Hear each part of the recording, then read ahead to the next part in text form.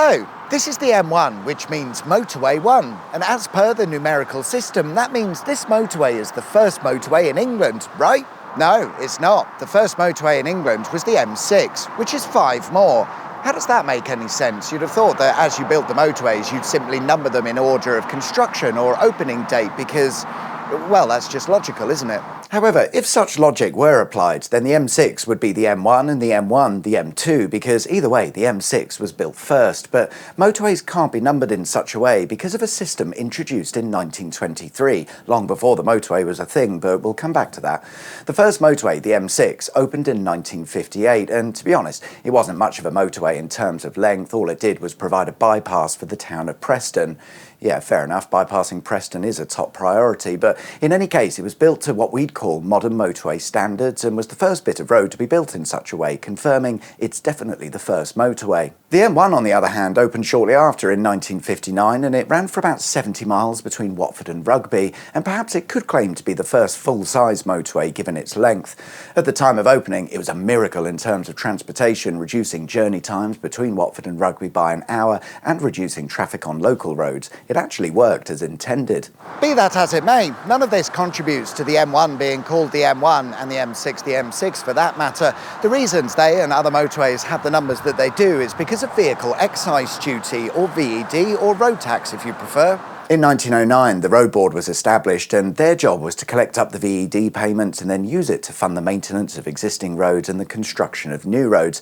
No issues with that, but the problem they had was that until this point, the world of motoring had been a bit of a free-for-all with little by way of regulation, and this lack of organisation would make it quite difficult to keep track of what roads would need repairs, additional construction or replacement, so a way of cataloguing the roads would have been quite useful. Work began on creating some sort of system to bring order to England's ever-increasing road network in 1913, only to then be interrupted by a bit of a disagreement between 1914 and 1918.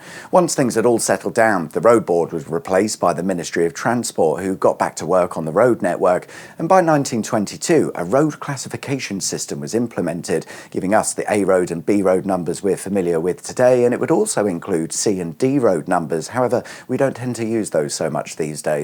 It was quite simple, really. If a road or route was considered of high importance, it would be allocated an A designation, such as the A1, and less important roads a B designation, and smaller roads a C or a D.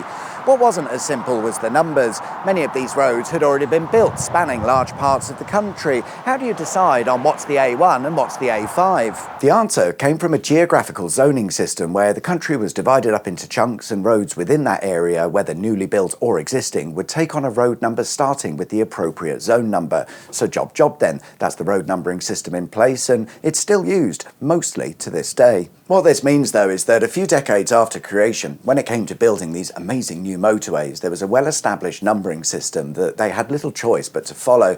They did consider a completely different motorway numbering system, but only for about 5 minutes before realising that it would be stupid, so they would follow the existing regulations and system with an amendment made to add an M classification for motorways. So the first motorway, the M6, was built within a road number 6 zone, therefore its number had to start with a 6, but obviously as this was the first motorway, it could be given the M6 number.